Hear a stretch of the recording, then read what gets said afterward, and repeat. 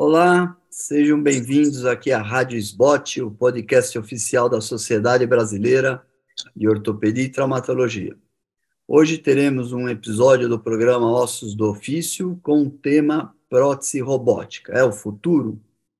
Eu sou o Marcos Luso e irei conversar com o Dr. André Kuhn, Dr. Wagner Guimarães Lemos e Dr. Fabiano Kupczyk. E para iniciar nosso bate-papo, eu tenho uma perguntinha aqui para todos. Vamos começar pelo Dr. Wagner. Se a visão inicial dele do robô mudou com o passar dos casos clínicos que ele tem feito, né? Você pode até comentar da sua experiência com o robô inicial até hoje, Wagner, e o que você tem achado em termos de visão de cirurgia de joelho, de prótese, não de resultado, mas do intraoperatório. Bom, olá, amigos da SBOT, meus grandes amigos e colegas Luso, Kupczyk e André. Eu acho que a minha experiência deve ser mais ou menos igual a dos outros colegas, que, inicialmente, eu era muito contra a entrada do robô, porque, na minha cabeça, o que eu pensava era o seguinte: pô, mas eu já sei fazer prótese convencional, quase 2.000 próteses realizadas, e já os resultados são bons. E será que eu vou ter que aprender tudo de novo? Aí depois alguém que tocou do meu lado falou: vai sim, vai ter que aprender tudo de novo. Por quê? Porque os resultados são melhores, pô. Então, assim, quem pode realmente fazer o comparativo é quem faz o convencional e faz a robótica. E no início, o que aconteceu comigo e provavelmente com os outros colegas, a mesma situação. A gente entender aquela tela, entender toda a trama da realização da robótica é extremamente difícil. E eu, pessoalmente, eu opero sempre com torniquete, então a gente brinca com os residentes, os R4, que aquilo ali, quando a gente vai operar a tela do robô, eu chamo de GD, né, o nosso grupo de discussão. Então eu falo: peraí que eu vou para o GD agora. Então, no início, o que eu fazia? Acesso, colocava os nav trackers, né, fêmur, tíbia, avaliação, pá. Então, agora solta o torniquete. R4, vai lá, fica cauterizando que eu vou raciocinar aqui.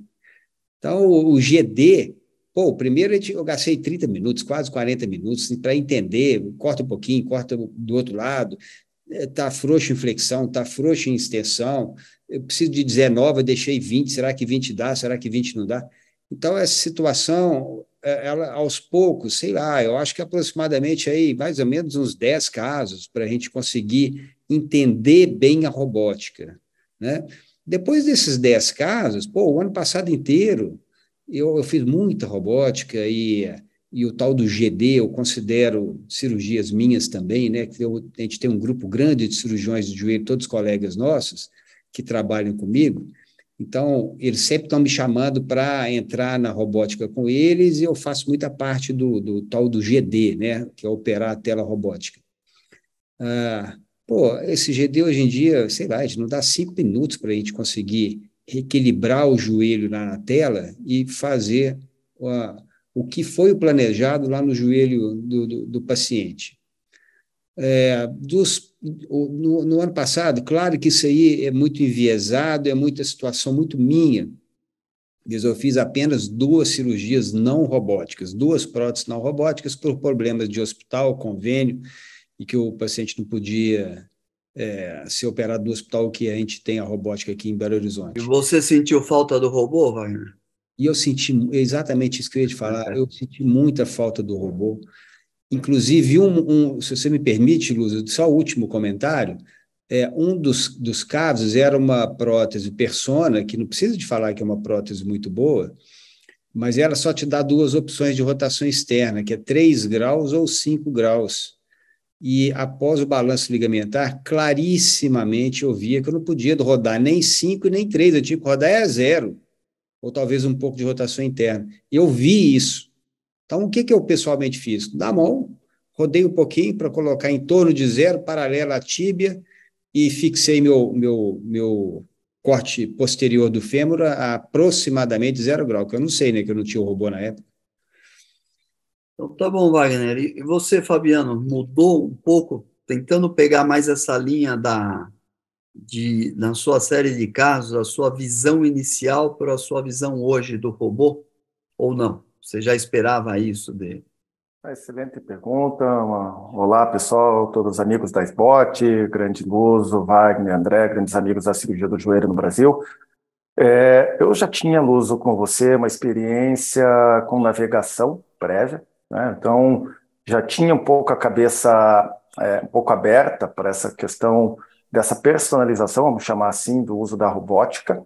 E durante alguns anos eu acabei voltando a fazer a prótese de modo convencional, como a maioria de nós, mas, sem dúvida, eu acho que quando você olha números, né, o que o Wagner comentou, você vê uma tela cheia de números, mas quando isso se torna, que nem dirigir, né, você não fica mais olhando a marcha, você troca, você começa a ficar mais automático.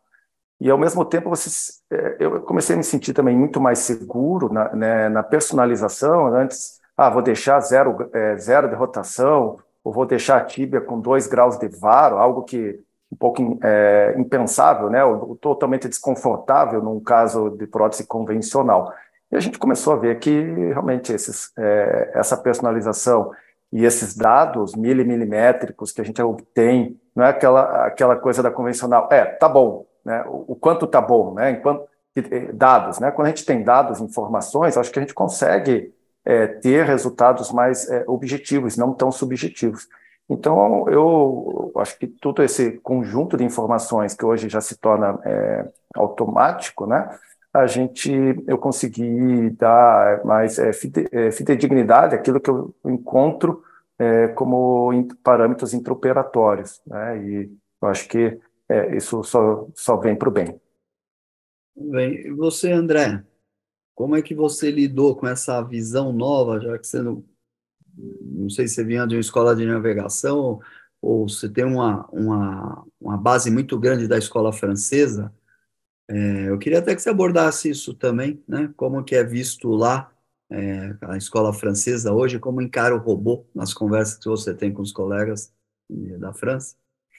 Luso e colegas, obrigado pelo convite, obrigado à SBOT por estar trazendo toda essa informação a nós, ortopedistas, de uma maneira geral. A tua pergunta em relação a como que a escola lyonesa e como que eu, por ter essa formação, vejo hoje a robótica e a questão de conceitos bem leoninos em relação a algumas coisas, em relação até ressecar o cruzado posterior, a questão de balanço ligamentar. Então, a escola de Lyon tem bastante conceitos em relação à maneira de fazer uma prótese. Mas eu já tinha um pouco de experiência, não muita experiência com a navegação, e eu vejo com bons olhos assim, a implantação da robótica. E, para mim, foi uma coisa que, de certa forma, no meu serviço, por eu estar já numa zona de conforto com a cirurgia convencional e saber fazer bem ela, você se sente num desafio com a mudança. Então, a robótica, de certa forma, ela me desafiou no sentido de trazer essa tecnologia e não foi nem um pouco difícil trazer ela e se adaptar. É bem como o Wagner falou, no início a gente perde na tela ali 20, 30 minutos, né, discutindo. E o que eu percebo? Às vezes, quando tem muita gente, você discute muito, cada um quer dar uma opinião, e às vezes isso divaga um pouco no início, mas faz parte da curva de aprendizagem. Depois que você vai automatizando, depois de 10, 15 casos, aquilo se torna cada vez mais rápido e mais fácil o entendimento, e é uma relação de confiança, você confia no robô. Lá em Lyon, ano passado, na jornada lyonesa, eu conversei com o pessoal de lá a respeito da robótica. Já existem vários modelos de robôs no país, e é uma coisa que está vindo também, né? Eles já tinham alguma experiência com a navegação, com as próteses customizadas, e eu, assim, da mesma forma como eu acho que está sendo para nós, está sendo para eles. É uma adaptação, e todos reconhecem que ela melhora a nossa condição cirúrgica, de personalização da cirurgia. Tem uma curva de aprendizagem que todos nós passamos, mas o que é o mais importante, eu acho, resumindo o que foi dito pelos demais colegas, é a confiança na tecnologia. Nós, como cirurgiões, na maneira convencional, nós temos confiança mas nós não confiamos no instrumental que nos dá posições fixas não personalizadas. Eu acho que essa é a grande diferença entre a cirurgia robótica, em que eu consigo personalizar o posicionamento e os gaps, coisas que eu não consigo muitas vezes dentro do engessamento que o instrumental te proporciona. Eu acho que essa é a grande diferença. Então, assim, como eu falei para o Wagner na semana passada, eu também queria dar a minha opinião, né? Não só ouvir a de vocês. E nessa linha, seguindo mais ou menos o que o André falou, quando eu fazia a navegação, e vocês sabem que eu tinha uma grande experiência com a navegação, eu ajustava com a mão, seguindo o navegador, mas assim, eu era o juiz final da coisa, né? Então eu colocava na posição que achava certo. Se tivesse um pouco mais de varovalgo, eu seguia, eu mudava um pouquinho. O robô não, ele traz o braço, né? Ou o guia, ou o braço, ou a serra que vai cortar, ou o burr que vai serrar. Então, essa desconfiança era muito grande minha. Tanto é que eu pegava as adiante e ficava conferindo para ver. Até fui mais tarde, umas 20 ou 30 cirurgias robóticas para eu admitir que o robô estava sempre certo. Se tinha alguém errado ali, de vez em quando errava, era por minha culpa de captação de alguma maneira errada, mas hoje eu tenho confiança total no que ele é colocado para fazer o corte. Se ele vai cortar 1 milímetro é 1 milímetro, se ele vai cortar 2 são 2, se 3 são 3, eu não tenho mais essa... para corte ósseo, eu confio integralmente no robô. Então, pegando agora o gancho, e agora a gente está com... Já passou bastante tempo essa pergunta inicial, vocês demoraram bastante, natural, até para vocês mostrarem a sua experiência, agora tem que ser um jogo mais rápido. Sim, tempo cirúrgico, André, faz diferença para você 10 ou 15 minutos a mais? E é isso mais ou menos que você leva hoje? Eu sei que você já tem uma experiência muito boa com o robô.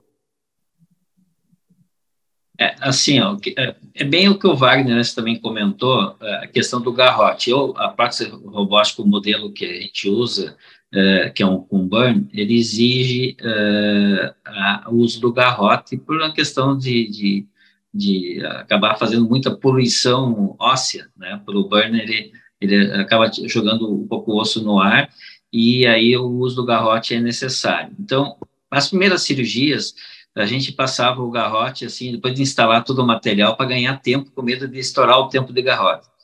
Hoje, o que tem acontecido? Eu estou operando no mesmo tempo ou menos do que eu fazia convencional. Então, inicialmente, eu levava 20, 30 minutos a mais, né, do tempo convencional, e atualmente eu estou levando o mesmo tempo para menos. Alguns pacientes, como o robô que a gente usa com burn, ele é rápido de fazer os cortes ósseos, e aquela tela que o Wagner chama do GD, ali, que é o grupo de discussão, onde você consegue fazer ela rápida, em 3, 4, 5 minutos, você ganha um tempo, e eu acho que isso não é um problema depois do número de casos, e cada um tem a sua habilidade, o seu tempo. Eu acho que essa pergunta, tempo cirúrgico, não deve ser a preocupação. A preocupação é saber, ficou bem, estou seguro, ficou confiante? Tempo vem com o tempo. Fabiano, e você? O que faz diferença para você? Esses 10 a 15 minutos você perde a mais ou você está diminuindo o seu tempo? Não, mesmo raciocínio. A gente, a partir do momento que a coisa se torna mais automática, né?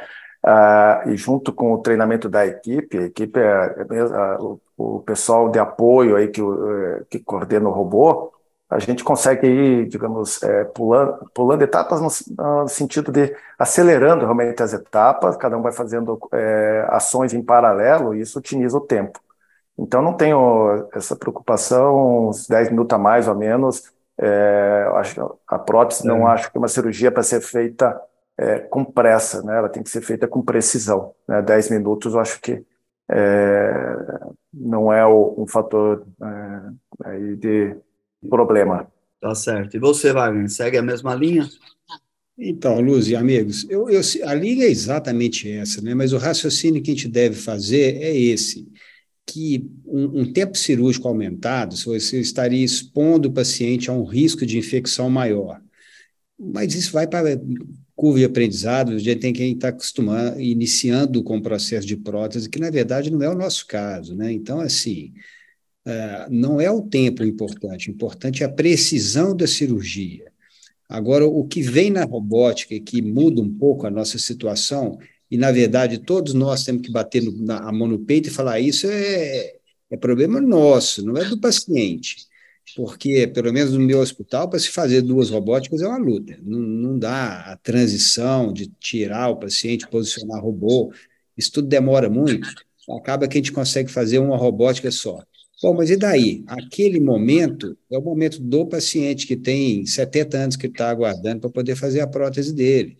Ele não quer saber se você tem outra cirurgia para fazer depois.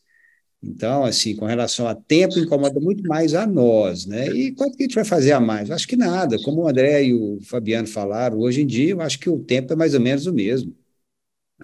Eu também concordo com vocês. Eu ainda, sem o robô, eu faço um pouco mais rápido. Ainda não cheguei a igualar, mas é 5, 10 minutos a mais. Claro, tem próteses que você perde mais tempo, casos mais difíceis, e próteses são mais simples, os casos mais simples, né? Então, a gente não pode ser escravo do relógio, né? A gente tem que deixar a prótese bem feita mesmo, isso que é o principal. Mudando para um lado mais técnico, né? Vocês fazem, só curiosidade agora também, que eu respondo rápido. Você faz o balanço ligamentar antes ou depois dos cortes, Fabiano? Depende do caso, Luzo. Quer dizer, pega aquele varo de 12, 15 graus, rígido. Muitas vezes eu já solto o momento inicial, o LCM profundo, um pouco de cápsula, tiro os teófitos. Eu acho que isso é um detalhe importante da técnica, né, para você fazer essa preparação para o uso para o robô. E depois eu vejo a parte do alinhamento, que eu planejei. Eu faço hoje todos com planejamento pré-operatório, com radiografias, e né, faço esse refinamento durante a cirurgia, e depois eu finalizo com o balanço necessário. André, você faz Essa é uma vantagem, Luz, aproveitando, só complementando, é uma vantagem que com o robô você consegue ir e voltar, né, para você ver esse balanço. Você pode fazer, soltar um pouco a parte ligamentar, voltar. Então, você consegue fazer quantas vezes você quiser para até se sentir confortável com o balanço obtido.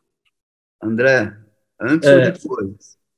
Normalmente eu faço depois, vou explicar por quê.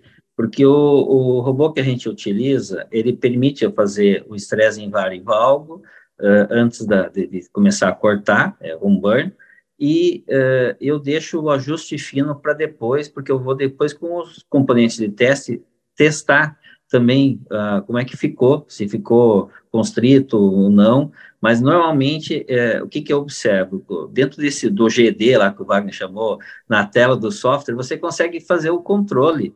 Então, é a mínima coisa que você precisa fazer. Então, eu não recomendo fazer antes, porque às vezes você pode fazer liberações excessivas e comprometer o próprio resultado que você vai ter com aquilo que você fez com o teu planejamento pré-operatório ali. Certo. Wagner, Então, você sabe como eu faço, eu ouvi a sua opinião também. E eu recomendo quem não conhece, quem ainda não visitou o Luso, vá lá visitá-lo, que ele tem muita experiência, a gente tem muito a aprender com ele. De nada, aprendo com você. Aí, então, assim, eu, como o Fabiano comentou, varia muito de acordo com o paciente. E o que eu costumo falar com a turma que trabalha comigo, meus amigos, é o seguinte: eu facilito a vida do robô. Se é um paciente que tem um varo muito intenso, eu inicio liberando progressivamente e faço aquela avaliação, às vezes 2, 3 vezes, até que eu consiga um balanço razoável. Na hora que esse balanço está razoável, aí eu chamo o robô e faço os cortes ósseos. Então, eu tento mesclar o balanço ligamentar com o balanço ósseo. Agora, nos casos que são mais filé, por isso que a gente não pode comparar a nossa experiência com a experiência dos americanos. Os americanos, eles operam o joelho quase normal, né? Então, tudo vale de 3 graus. E o limite do ROSA é de 12, né? 12 ou 14 graus. Quase todo paciente chega nos 14, 15 graus. Então, esse aí não tem jeito de você fazer corte ósseo. Você tem que fazer balanço ligamentar associado ao balanço ósseo, na minha opinião. O Wagner, a gente já trocou bastante figurinha juntos, isso ajuda bastante, viu? Eu tenho vontade de ir lá para Passo Fundo, pegar um pouco de trânsito lá, mas vale a pena para a gente pegar a experiência com outro robô que a gente não está acostumado também, trocar informações, a gente aprende bastante vendo o colega operar.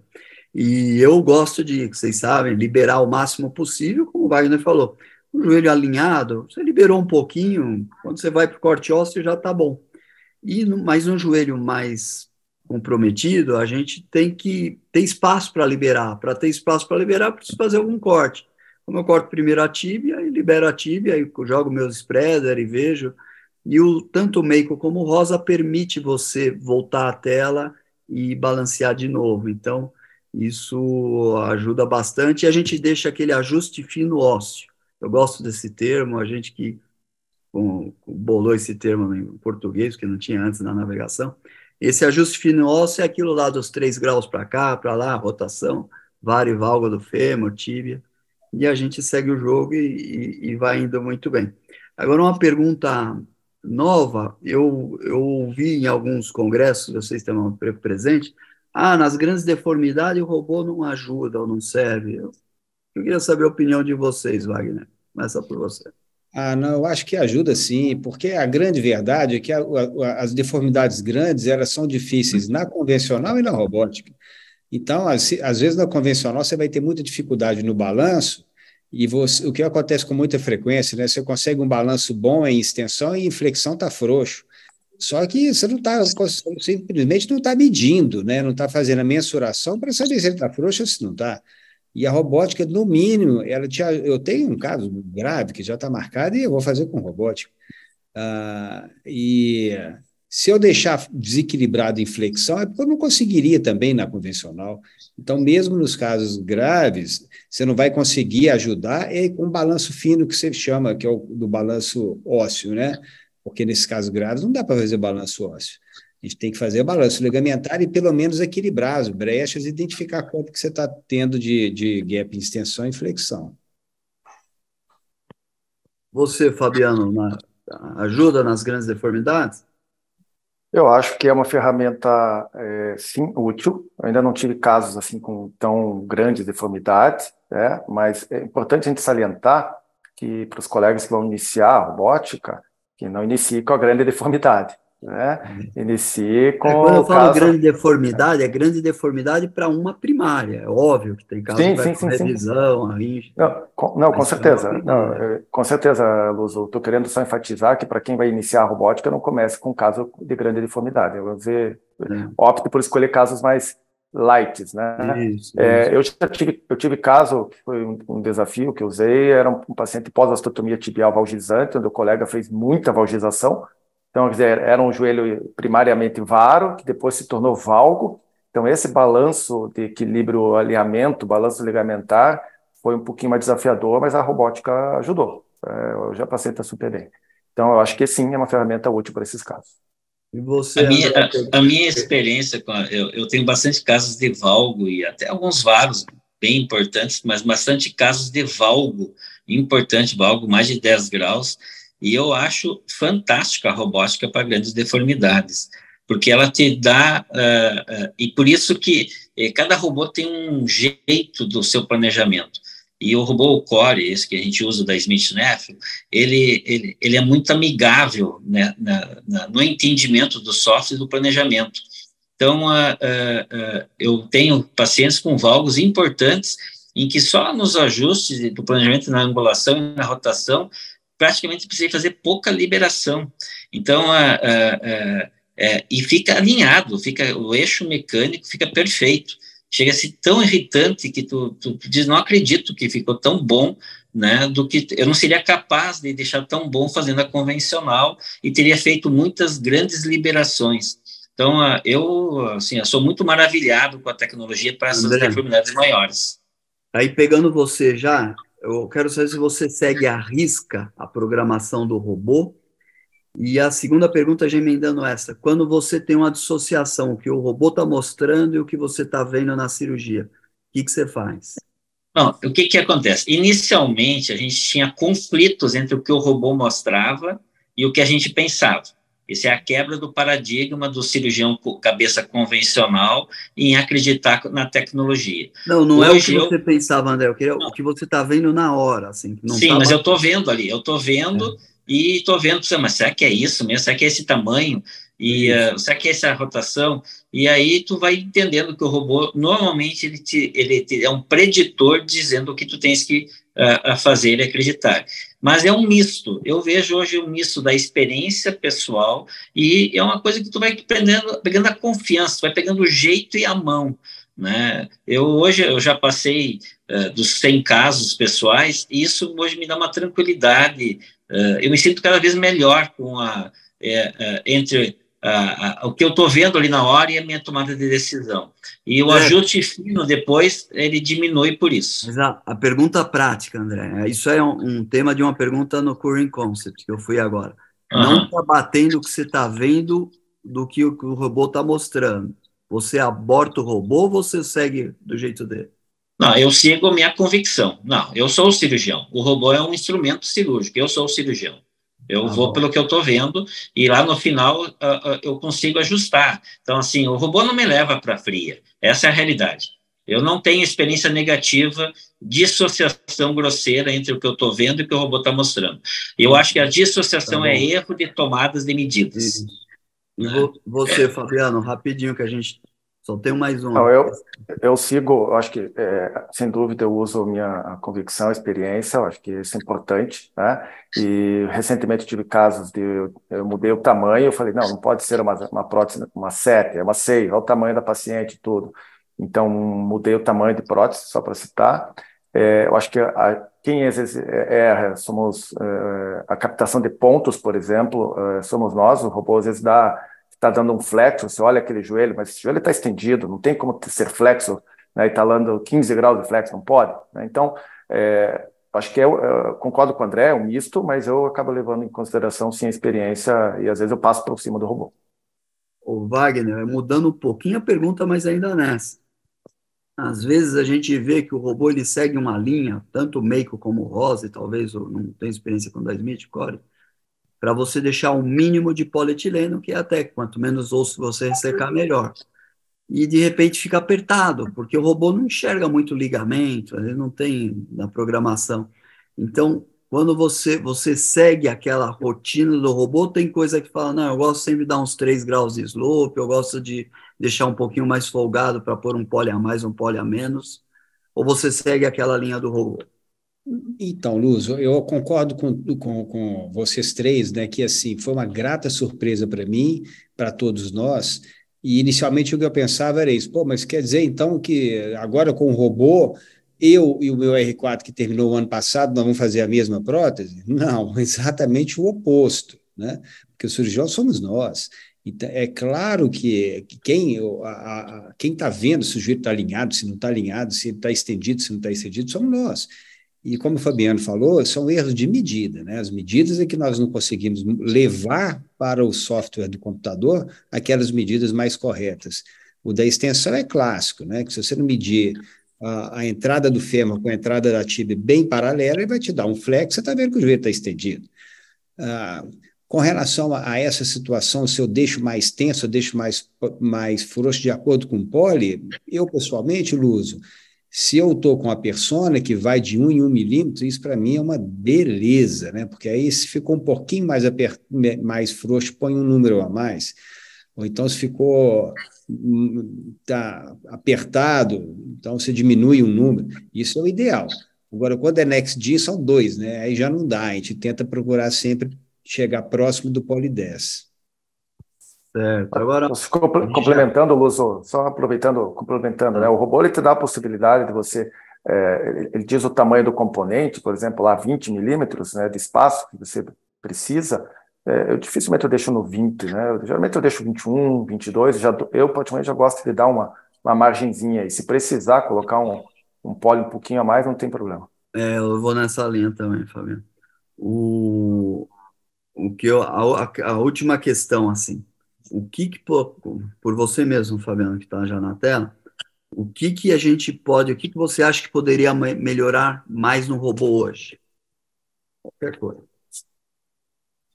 Excelente pergunta, né? Eu acho que a indústria está vindo forte aí com todos os grandes players, né? Então, acho que o treinamento está melhorando. Acho que são algumas coisas, vai ser, do meu ponto de vista, no uso do tempo, tá? Que vai dar essa resposta. Todos Não, nós. Fabiana, a minha pergunta é tecnicamente, assim, que você está satisfeito? Você não tem nenhuma queixa ao teu robô? Pera, desculpa, então não entendi, Beluso. Qual que é Você não tem a. nenhuma queixa técnica ao robô, a cirurgia robótica que você faz hoje? Ah, não. Parte Não, intraoperatória, ainda tem. Eu vejo ainda evoluções que podem ter. Por exemplo, por a exemplo. rotação do componente tibial, né? A questão do componente patelar, para quem faz componente patelar, o tracking patelar, essa medida ainda, eu acho que são coisas que, essas duas situações, do meu ponto de vista, são coisas que tecnicamente a robótica ainda pode melhorar. André, o que poderia você estar satisfeito com o teu robô? Você acha que pode sair do burn para serra?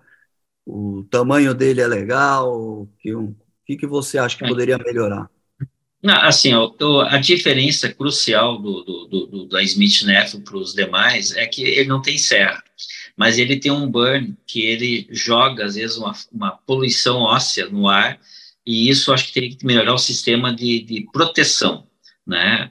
Mas eu não tive nenhum problema de infecção até o momento, por nenhum caso, mas é a crítica que eu acho que vai ser a evolução do sistema. Mas ele é muito prático porque ele é como se eu tivesse um cabo de shaver na mão trabalhando. Então, assim, quem olha de fora parece difícil, quem faz é muito fácil de usar ele na cirurgia. Mas eu acho que isso é a evolução. E tem, em relação aos demais, ele é diferente em algumas medidas dos demais, né, tanto do Make e do Rosa. Então, eu acho que ele está bem evoluído, tanto que eles chamam ele de segunda geração, que o primeiro, que era o Navio, tinha alguns defeitos que já foram corrigidos. Eu acho que é uma tendência natural da indústria evoluir. Eu acho que só vai melhorar. E você, Wagner, o que você acha que poderia melhorar no Rosa? Então, acho que no Rosa o que poderia melhorar seria primeiro a precisão do que você programa, do que você corta, porque enquanto que você precisa de ter uma serra de muito boa precisão, grossa, e que te traga um resultado bastante fidedigno com aquilo que você marcou lá na tela. E nem sempre você consegue isso, eu já sei que porque às vezes a serra não é de tão boa qualidade. E uma outra situação é que parece aqueles computadores enormes do início do ano, né, que é aquele monstro que você tem que carregar para lá, para cá, não pode tirar da sala da robótica. Isso aí, o ideal é que fosse assim, menor, como um telefone, que você carrega. Eu vou para o Biocor, levo o computador comigo. Vou para o outro hospital, leva o conjunto. E, por enquanto, não é isso, assim, mas eu tenho a impressão que, com o passar do tempo, a evolução vai ser para diminuir esses exageros que são aí da robótica. Eu vejo da mesma maneira que vocês, assim, eu vejo o Rosa e o Macon são muito grandes, às vezes atrapalha o ambiente cirúrgico, né? Você fica até restrito a ter uma sala maior para poder fazer a cirurgia robótica. Eu acho que isso tende a diminuir. Acho que o da Johnson é um pouco menor, o da Ucore também é menor, né? Já vem uma coisa mais simples. Eu acho que os softwares eles vão se evoluindo, obviamente. Então, agora o Maker já está com software novo, que é mais prático, isso eu vi no Current também, e já te dá as medidas que você tem que ter, você não precisa ficar fazendo conta na cabeça, que acontece. Então, algumas coisas acho que estão evoluindo e estão melhorando também. Acho que tem muito, a gente está pegando o ônibus no momento inicial, né? Ele ainda vai passar por um monte de estações e a gente vai se aperfeiçoando com certeza. Então, e para fechar mesmo, que a gente passou demais do tempo, né? A gente está com 36 minutos aí, era 20. Clinicamente, tá? Vocês notam o que em relação aos seus pacientes? Melhoraram, não melhoraram, é indiferente? Eu acho que é consenso de todos aqui que radiologicamente você tem um posicionamento melhor. Isso é a literatura e a gente, acho que isso é consenso. Agora, clinicamente, você viu alguma diferença, Fabiano? Sim, Luz, eu concordo com relação ao posicionamento radiográfico e clinicamente eu vejo uma aceleração da recuperação dos pacientes. Ontem mesmo atendi 2 pacientes, uma com 2 meses, outra com 3 meses, assim, simplesmente normal, andando, passeando, mobilidade normal, fazendo caminhadas, coisas que elas não faziam há anos, algo que é convencional, não que a gente não tenha pacientes assim, mas pegando todos os casos que eu operei, a grande maioria, realmente a recuperação foi muito mais acelerada e eu vejo a satisfação dos pacientes também. André, sua experiência, né? A minha experiência é muito boa. Eu acho que, assim, o que acontece? A personalização da cirurgia, às vezes aqueles 2, 3 milímetros que você tira mais do corte distal, a posição correta, não inflexão do componente femoral, para mim, a rotação também do fêmur é fantástico com a robótica, porque ela te dá uma exatidão do mecanismo do aparelho extensor funcionar. Então, o momento que eu melhoro o aparelho extensor, a exclusão na femoropatelar, o paciente tira dor, melhora a mobilidade e isso melhora a funcionabilidade. Então, radiologicamente fica melhor, mas a femoropatelar, eu acho que ela faz a diferença funcional do resultado. E isso faz toda a melhora do paciente como um todo, desde o início. Né? Eu acho que a prótese convencional a gente deixa muito constrita, às vezes, a femoropatelar, por não personalizar melhor esses espaços. Espaço anterior entre o componente e a patela. O overstuff, mesmo não tendo um overstuff radiológico. Wagner? Eu vou concordar com todos e discordar um pouco, porque a grande verdade é que a avaliação radiológica melhor é melhor para o médico. O paciente não quer ver radiografia. E a melhora clínica é bastante evidente nos primeiros meses, talvez pelo que o André comentou, o tracking femopatelar é melhor, porque o nosso equilíbrio ligamentar é melhor, mais preciso, então o paciente recupera com mais facilidade, ele vai ganhar aí, tanto ADM quanto força, e vai conseguir andar numa velocidade bem mais, não sei se eu não posso falar que é bem mais rápida, mas é habitualmente melhor e mais rápida do que o convencional. Eu acho que depois que passou 6 meses é tudo igual, vai dar na mesma, mas a recuperação inicial com a robótica é melhor. A minha opinião, eu discordo um pouco de vocês três. Eu não vejo assim, eu não consegui ver, eu acho que mais assim, a gente tem que estudar a fundo, fazer uma avaliação mais meticulosa. Eu não vejo que essa melhora clínica do robô, como não vocês, mas tem alguns colegas que mostram, o paciente assim, assado. Eu acho que cada paciente tem um perfil, tem um paciente mais velho, que dói mais, ou aquela senhorinha que se encostou na pele, ela já pula, essa vai ter dor sempre. E você tem paciente que com menos de 60 anos já está querendo jogar no primeiro mês, segundo mês.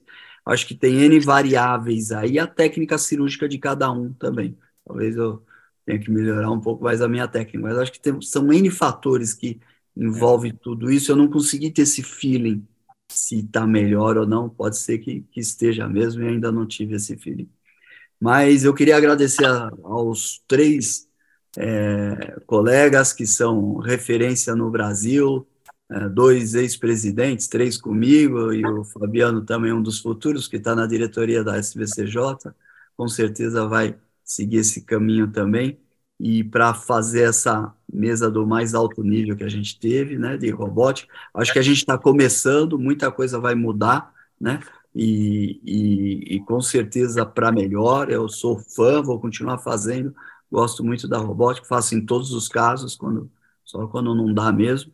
E é isso aí, você acabou de ouvir mais um episódio da Rádio SBOT, né? O órgão oficial da Sociedade Brasileira de Ortopedia e Traumatologia, e todas essas edições estão no site www.sbot.org.br e também nas principais plataformas de streaming que a gente tem. Muito obrigado, pessoal. Uma boa semana para vocês e um bom feriado aí que está chegando. Aí. Até logo. Obrigado. Um abraço. SBOT vale ser. Vale ser. Sempre. Sempre.